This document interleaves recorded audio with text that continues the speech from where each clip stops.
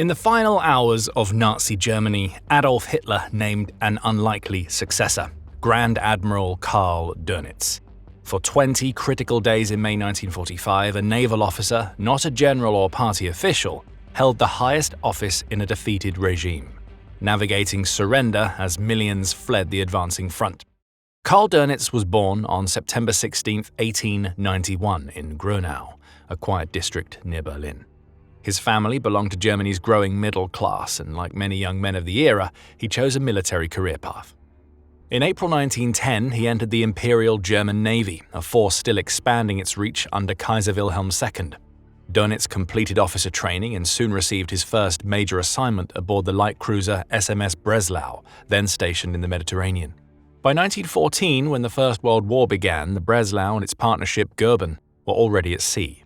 Their escape to Constantinople and subsequent transfer to the Ottoman Navy became one of the most notable naval maneuvers of the war's opening days.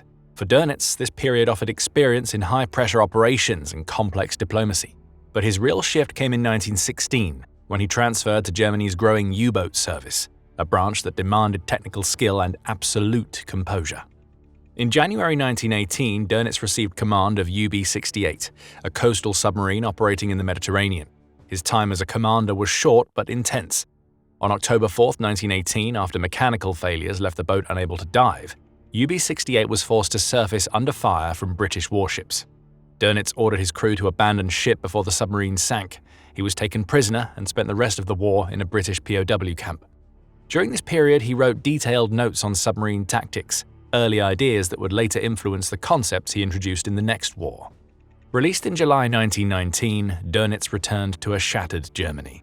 The Reichsmarine, the navy of the Weimar Republic, had been reduced to a fraction of its former strength by the Treaty of Versailles. He held several staff and training roles during the 1920s focused on gunnery, signals, and ship operations. Although submarines were banned under Versailles, the German Navy continued to explore them covertly through partnerships and research abroad. Officers like Dönitz remained quietly connected to the concepts even when official programs did not exist. By the early 1930s, Dönitz had become a respected figure within the Reichsmarine, known for discipline, technical skill, and an interest in submarine operations even when official programs were forbidden. As Germany began to rearm under Hitler, the Navy looked for officers who could lead a rebuilt U-boat force. When Karl Dönitz became commander of the submarines, he inherited a small submarine arm that was still rebuilding after years of restrictions. Germany possessed only a handful of operational U-boats, but Dönitz had a clear vision, a modern submarine fleet built around coordination, discipline, and concentrated attack. He believed Germany needed at least 300 submarines to wage an effective naval campaign, far more than political leaders or industrial planners were prepared to deliver. Dönitz's most influential contribution was the development of Rudeltaktik, or wolf pack tactics. Instead of operating alone, submarines would patrol across wide areas, report convoy sightings, and then regroup for coordinated night attacks. This demanded constant radio communication and rapid decision-making from command headquarters. It also required a large enough fleet to sustain losses while maintaining pressure across the Atlantic.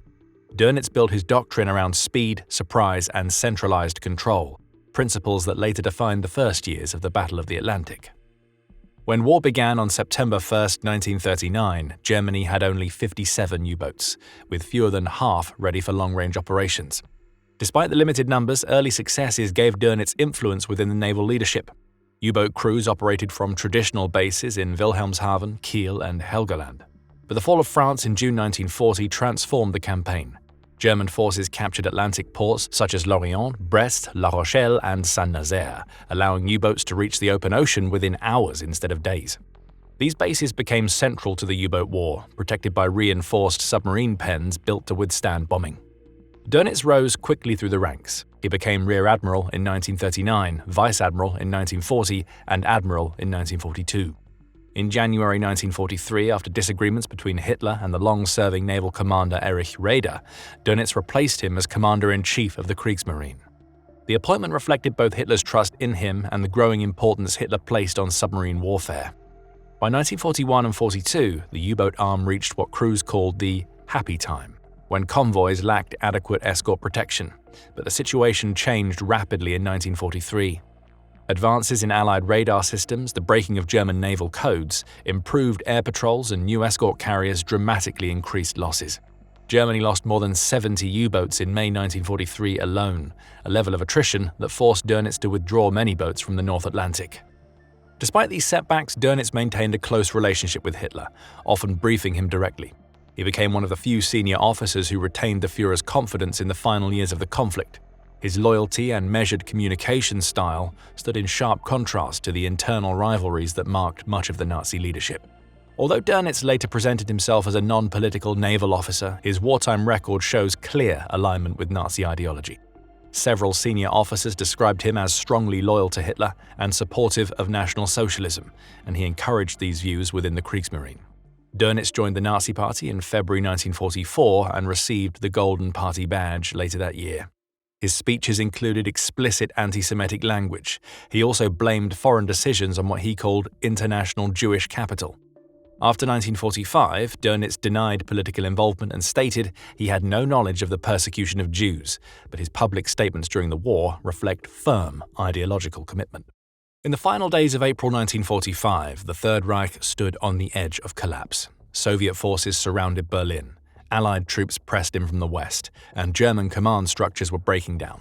Inside the Führer bunker, Adolf Hitler drafted his political testament on April 29th, naming Grand Admiral Karl Dönitz as Reich President, head of state, after his death.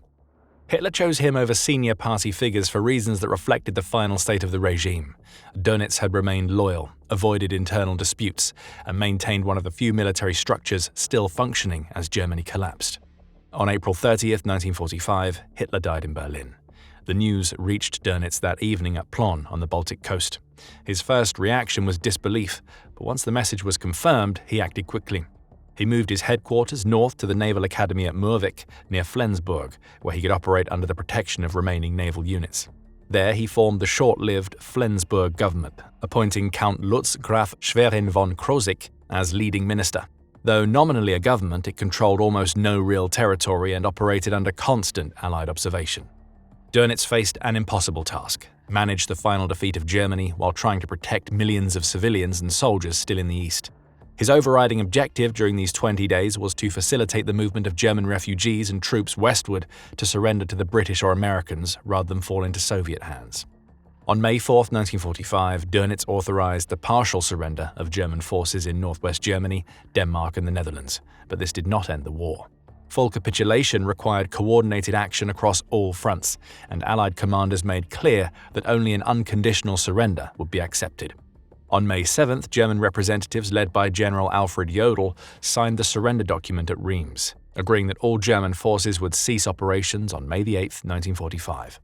Dönitz authorized this, realizing resistance was no longer possible. A second signing took place in Berlin-Karlshorst on May 8th to 9th, formalizing the act for the Soviet Union. The war in Europe was over. Despite the surrender, Dönitz attempted to keep his government functioning. The Allies allowed it to operate for 2 more weeks, mainly to maintain administrative stability in the occupied region around Flensburg. But by late May, its presence was seen as unnecessary and politically unacceptable. On May 23, 1945, British forces arrived at the Naval Academy in Moorvik. Officers entered the meeting room, informed Dönitz that his government was dissolved, and placed him under arrest along with key ministers. The last leader of Nazi Germany walked out of the building without ceremony, ending the brief existence of the Flensburg government. After his arrest on May 23, 1945, Dönitz was transferred into Allied custody and soon became one of the major defendants at the International Military Tribunal in Nuremberg. The charges against him covered 2 central areas: responsibility for planning and waging aggressive war, and the conduct of the U-boat campaign in violation of international law. Prosecutors emphasized his loyalty to Hitler, his leadership role within the Kriegsmarine, and several naval directives that encouraged uncompromising tactics at sea. One of the most scrutinized issues involved orders concerning the rescue of enemy survivors. In 1942, Dönitz had instructed submarine commanders to avoid rescue operations in dangerous conditions. Prosecutors claimed this encouraged unnecessary loss of life, though Dönitz argued that surfacing exposed U-boats to air attack and that similar practices had been adopted by other navies. Testimony from U.S. Admiral Chester Nimitz, who described comparable restrictions on American submarines, became a key factor. It did not absolve Dönitz, but helped refine the tribunal's judgment of his actions as part of broader naval realities, rather than intentional cruelty. Nonetheless, the tribunal held him responsible for participating in the Nazi leadership's aggressive military policies. Although acquitted of the charge that he conducted unrestricted submarine warfare knowingly outside accepted norms, he was found guilty on 2 counts and sentenced to 10 years in prison on October 1, 1946. The court noted his deep involvement in the Nazi war effort, even if his political influence had been more limited than that of other defendants. Dönitz served his full sentence at Spandau Prison in Berlin, a facility jointly administered by the 4 occupying powers. His time there was marked by strict routines, limited contact with the outside world, and occasional disagreements among the Allied administrators on prison policy. Unlike the other inmates, he rarely expressed regret for his wartime decisions. He focused instead on maintaining a disciplined daily structure, reading, writing, and corresponding within the limits allowed.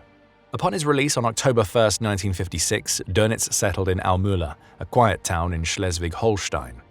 He returned to public attention 2 years later with the publication of his memoir, 10 Jahre und 20 Tage, 10 years and 20 days. The book presented his wartime role as that of a dedicated naval officer focused on strategy rather than politics. Supporters viewed him as a symbol of professional military service, while critics argued that the memoir downplayed his loyalty to Hitler and ignored the moral consequences of the regime he served. Even after the Nuremberg trials, when the crimes of the Nazi regime were well known, Dönitz continued to express anti-Semitic views. In April 1953, he told Albert Speer that he believed he would already have been released from prison if it had been the choice of the Americans and not the Jews. This remark made clear that his views had not changed, even in the years after the war. Karl Dönitz died on December 24, 1980, at age 89. His funeral drew several hundred former naval personnel, but no official military honors were permitted, reflecting Allied concerns about symbolism. His legacy remains divided: a skilled naval strategist, a devoted officer, and the final leader of a defeated regime. If you enjoyed this video, watch What Happened to German U-Boats After World War II next. And as always, like, subscribe, and hit the bell for more History Inside. And we'll see you in the next one.